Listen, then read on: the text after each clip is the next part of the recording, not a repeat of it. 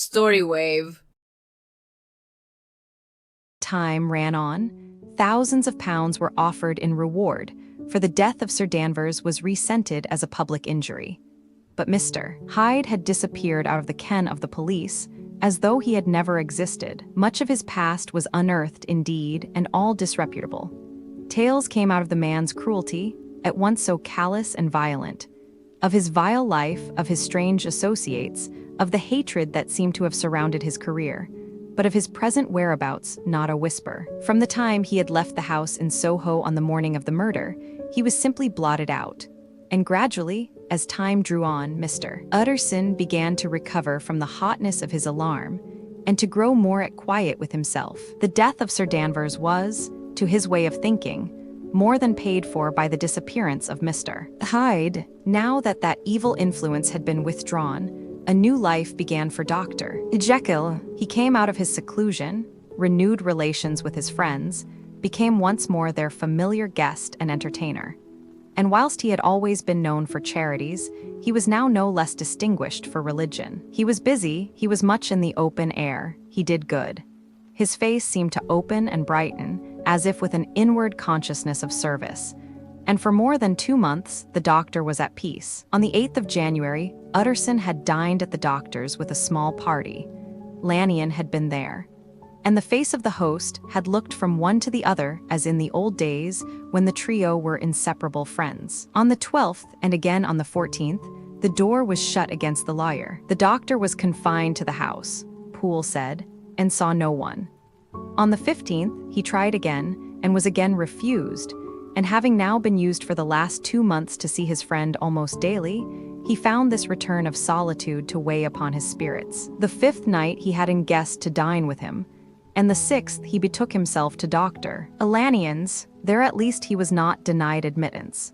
But when he came in, he was shocked at the change which had taken place in the doctor's appearance. He had his death warrant written legibly upon his face. The rosy man had grown pale.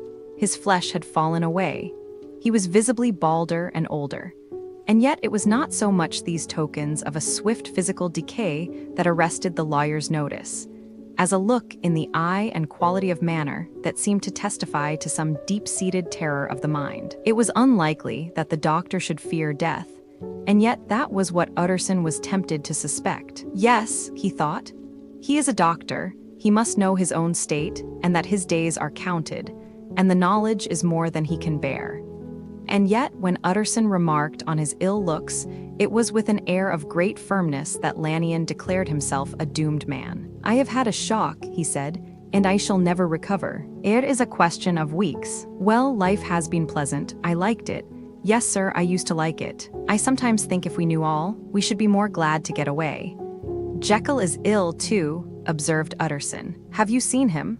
But Lanyon's face changed, and he held up a trembling hand. I wish to see or hear no more of Dr. Jekyll, he said in a loud, unsteady voice. I am quite done with that person, and I beg that you will spare me any allusion to one whom I regard as dead. Tut, tut, said Mr. Utterson, and then after a considerable pause, can't I do anything? He inquired. We are 3 very old friends, Lanyon. We shall not live to make others. Nothing can be done, returned Lanyon. Ask himself. He will not see me, said the lawyer. I am not surprised at that, was the reply. Some day, Utterson, after I am dead, you may perhaps come to learn the right and wrong of this. I cannot tell you, and in the meantime, if you can sit and talk with me of other things, for God's sake, stay and do so. But if you cannot keep clear of this accursed topic, then in God's name, go, for I cannot bear it. As soon as he got home, Utterson sat down and wrote to Jekyll, complaining of his exclusion from the house and asking the cause of this unhappy break with Lanyon. And the next day brought him a long answer, often very pathetically worded, and sometimes darkly mysterious in drift. The quarrel with Lanyon was incurable. I do not blame our old friend, Jekyll wrote, but I share his view that we must never meet. I mean from henceforth to lead a life of extreme seclusion.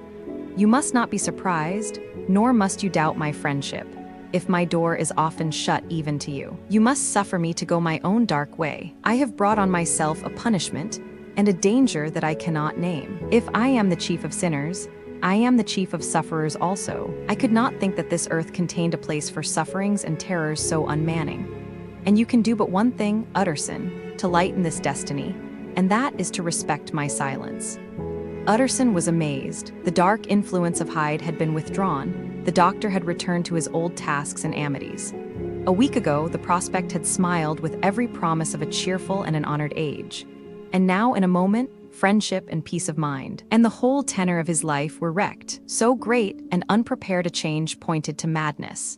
But in view of Lannion's manner and words, there must lie for it some deeper ground. A week afterwards, Dr. Lannion took to his bed, and in something less than a fortnight, he was dead. The night after the funeral, at which he had been sadly affected, Utterson locked the door of his business room, and sitting there by the light of a melancholy candle, drew out and set before him an envelope addressed by the hand and sealed with the seal of his dead friend. Private for the hands of G. A J. Utterson alone, and in case of his predecease to be destroyed unread, so it was emphatically superscribed, and the lawyer dreaded to behold the contents. "I have buried one friend today," he thought.